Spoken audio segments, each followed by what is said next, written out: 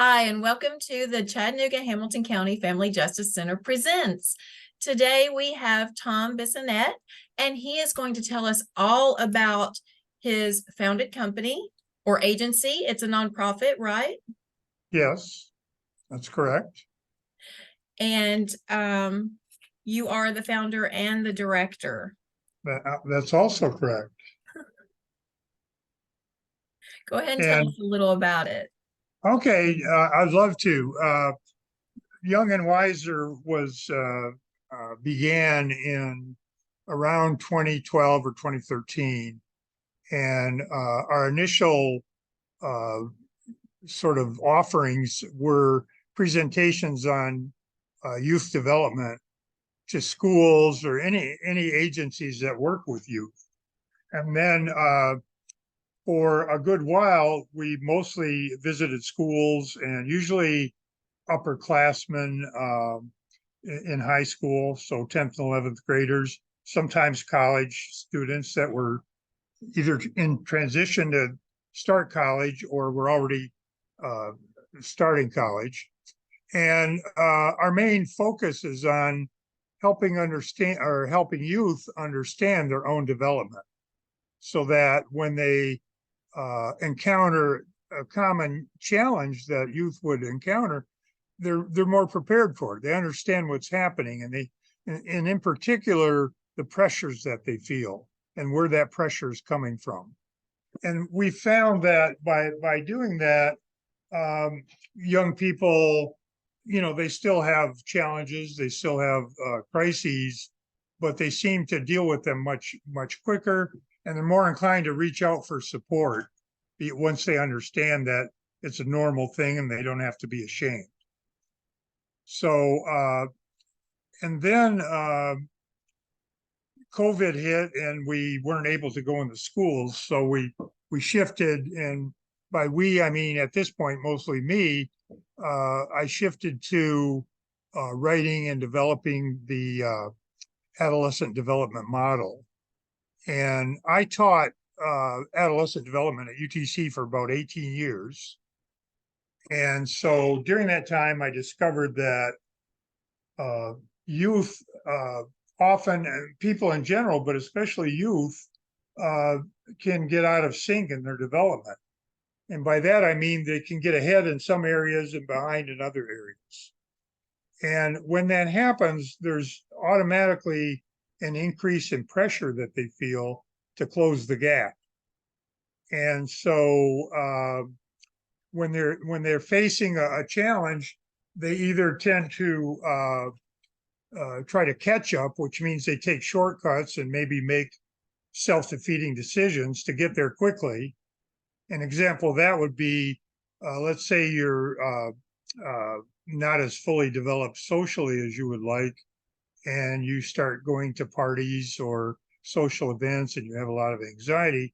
Well, you might discover alcohol and find that alcohol, relieves your anxiety. Well, the problem with that is instead of developing better social skills, or shall I say more advanced social skills, people can develop a tendency to depend on the alcohol or other things, maybe a relationship with a friend that becomes what we call symbiotic. You can't go anywhere without that friend, or you can't go anywhere without a parent waiting for you in the parking lot, or whatever.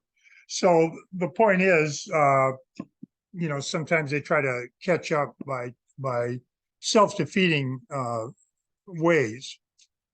If the other option is that it can feel so overwhelming that they give up and they don't even try anymore. And of course, you can imagine the consequences of that, whether you're talking about school or social or physical, health or anything. If it seems too daunting, people tend to give up. And we try to help youth avoid doing that. The third option is what we call step up, which means you get support and you take steps so that you incrementally are getting where you want to be. And again, that's a major factor there is giving students and young people in general permission to take steps, to realize this is normal. You don't have to do this overnight. As long as you're moving in the right direction, things are going to get better. And so we do when we work with teens or 20 somethings, we give them an assessment, what I call a global assessment. It looks at all the facets of their development, and then we look at where they're feeling pressure or some degree of asynchrony. And then we help them identify that, and then we brainstorm with them about steps they can take if they are motivated to do something about it. The reason I say if they're motivated, because this model, and I think most effective models, depend on having a client or a young person who actually wants to do something.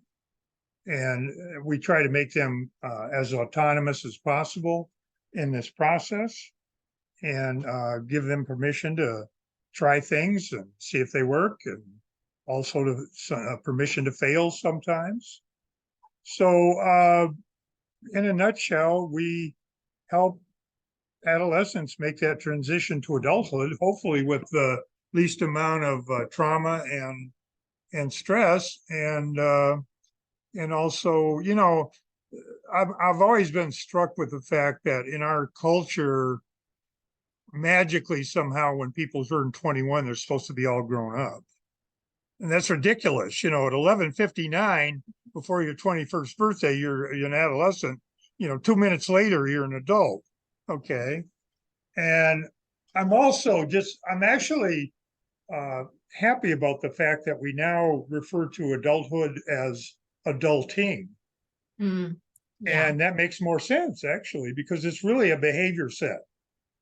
And both young people and actual chronological adults don't always adult.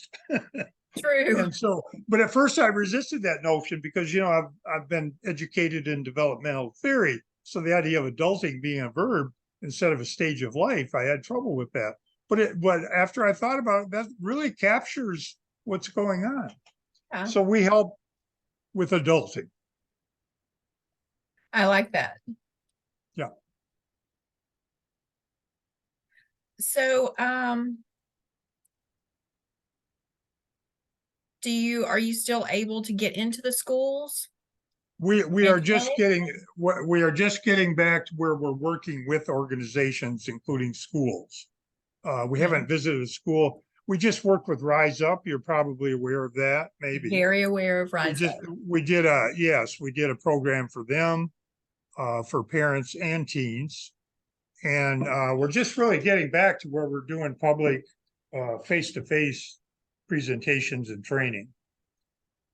But in the meantime, I've been training. I did a few years ago, a couple of years ago, I did a national tour training counselors and psychotherapists in the developmental model. And so we're always open to training teachers, counselors, staff in organizations that are provide services to youth. We train them in the model. Anybody, once they're trained, can apply the asynchronous development model and to work with their clients. And we can, the training is usually half a day. And that's one of the features of the model. It's simple. It gets to what's really going on with youth development, and virtually anybody can benefit from being trained. I almost feel like this would even be good for parents. Yes. Yeah, I've done groups separate, groups with teens and parents together. I've done it separately. I've done individual sessions for parents and a teen. My background is counseling, so I coach families through this process. So yeah, virtually any individual or any group. I've even done it. I did a couple of years ago. I did the Tennessee City Managers Association.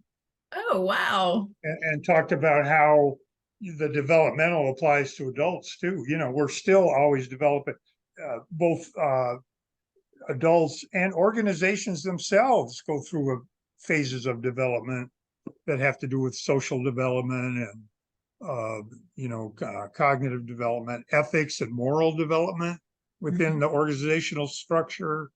So it's really has a broad application, and I think you could tell I really enjoy doing it too.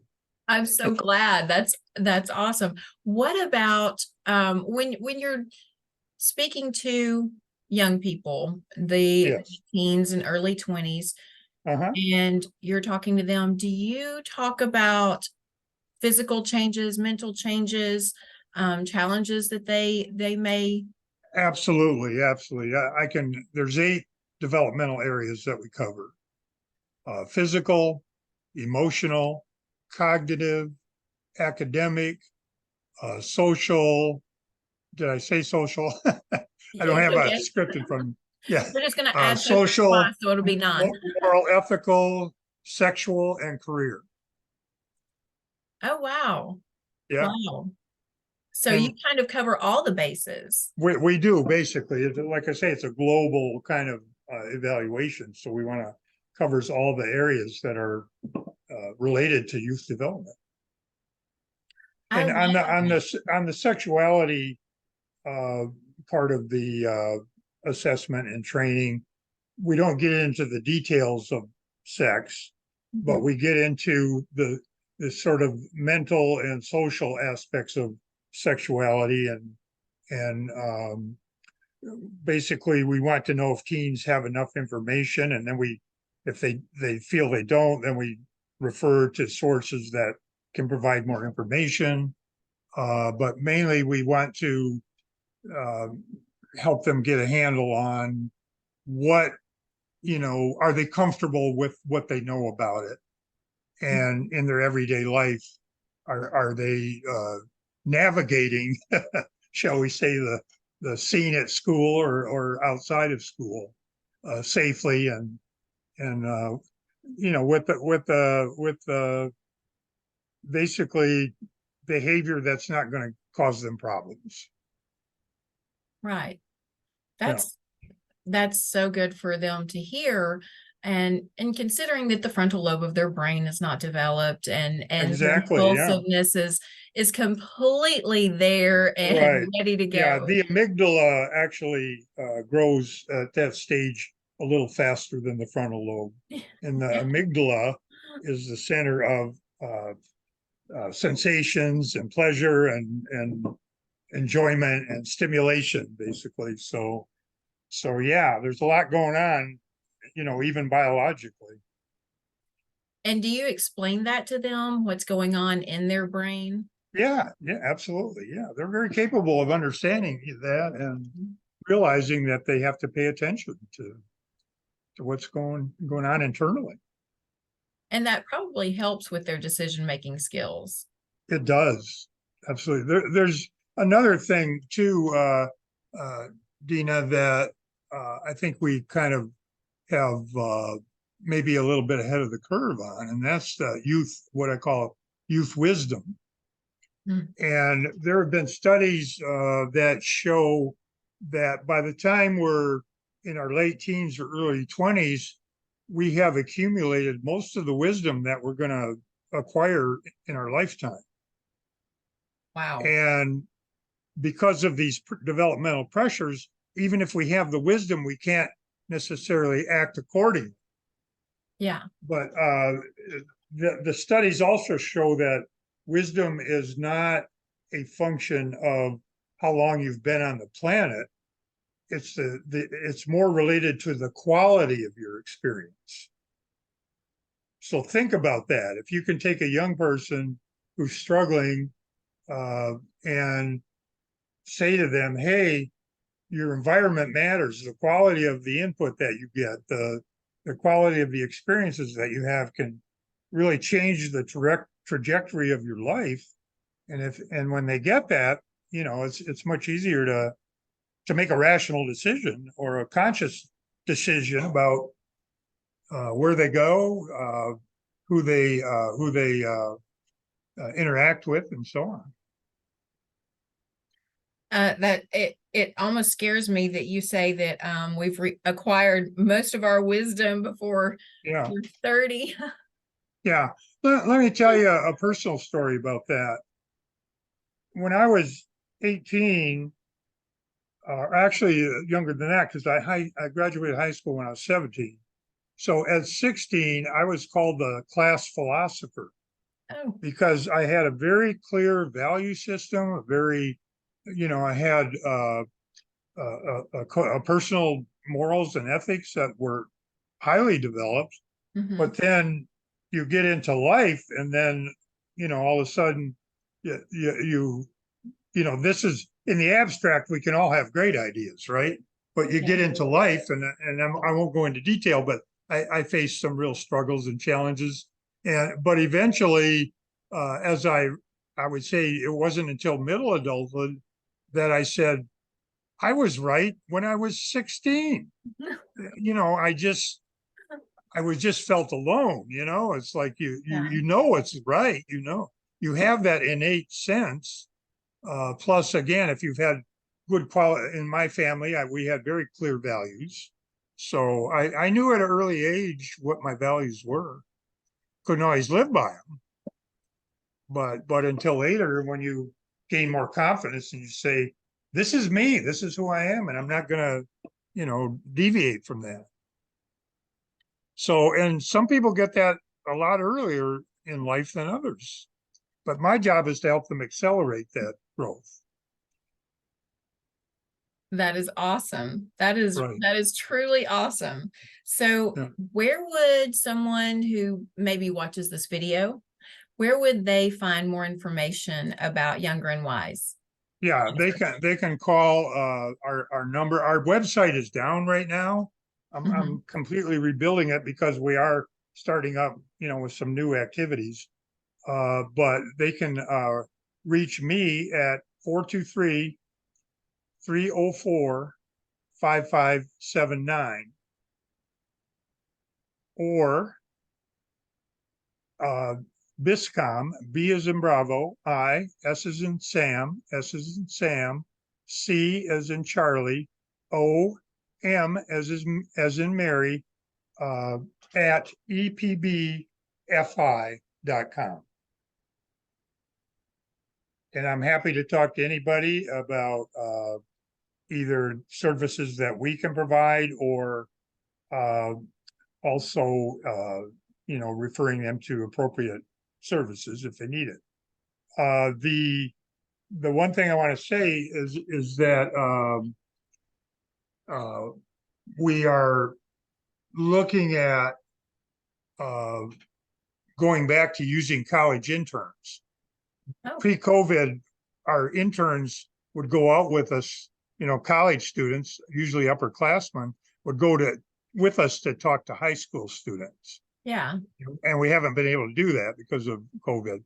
But I want to start that up again. So any colleges that are looking for internships could also contact me, and hopefully we can find some good candidates for that. Now, would that be counseling interns or any? Counseling, social work, psychology. I even had one business major who interned and helped me with the business aspects of the organization. He wanted to learn more about how to run a nonprofit. That is great. That is Yeah. great. Yeah. Your website will be up soon, and they can reach Now you. I'm feeling pressure, so I got to get it up there. Oh no, I don't want to put pressure on you, but I want to put pressure on you. No, put pressure on me. I need that. There's good So pressure and there's bad pressure. true, true. Motivational pressure. There you go. How about inspiration? Yes, I like There you inspiration. Good word. Yes, I love that. So, if there are any interns or if anyone wanted any information, they would give you a phone call at 423-304-5579 or your email address. They can also call the Family Justice Center at 423-643-7600. how much are your classes and do you charge for any of your services? It basically is on we work out individual arrangements based on ability to pay. In other words, if an organization has a grant that hires this type of service, then we charge a fee, a reasonable fee based on what their resources are. Schools usually don't pay speakers like this, or unless we do a major presentation at a teacher training exercise or something like that. But we visit schools at no charge, usually. Individual clients, there would be a fee, again, a sliding scale based on what they can afford. And the some companies, corporations have paid us quite a bit to do this. So and like with corporations or companies, we can go in and we can talk about development of the organization, but we can also, sometimes they want to give programs for their employees who have teens. And so as parents, we, reach out to them and provide services. So, but I'm willing to talk with anybody and see if it's a good fit. If we can help them, we're going to try to find a way to do that. Okay. And what about, is it just a website? Do you have a Facebook page or anything like that people can find you on? I'm also redoing that. Okay. So I'm like I say, we've mostly just been operating by word of mouth. And that was plenty during the COVID season because I wasn't wanting to go out that much either. But now we're back to sort of outreach and making our presence known. And this is one thing that'll help. So that's great. Absolutely. We're going to help you make your presence known. That is awesome. All That is right. awesome. Was there anything else you would like to let our audience know about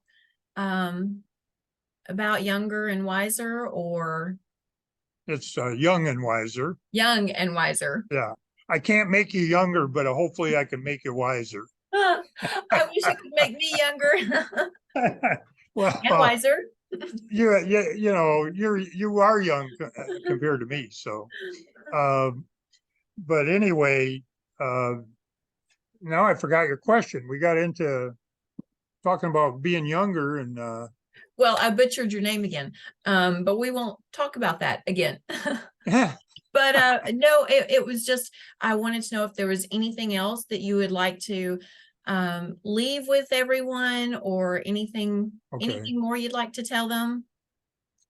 Yes, and I'm sort of repeating myself, but I want to say it as clearly as I possibly can. Everybody has asynchrony. Everybody gets out of balance in their life. Everybody needs support and sometimes professional help from time to time. Yes. And there's no shame in that. We're all in this together, and we can learn to step up instead of trying to catch up by ourselves. Yes. Or instead of giving up, we can step up and we can get this done together. That is wonderful. Thank you so much. I appreciate your time and all the information you gave us. And I will be sure to add your phone number as well as our number on our post. And if anyone needs any help or would like more information, they can definitely give us a call. Thank you so much. Okay. And I promise you, as soon as I'm done painting my bathroom, I'm going to start on my website. I got to finish the paint job first. That's funny. Thank you, Tom. Thank you so much. All right.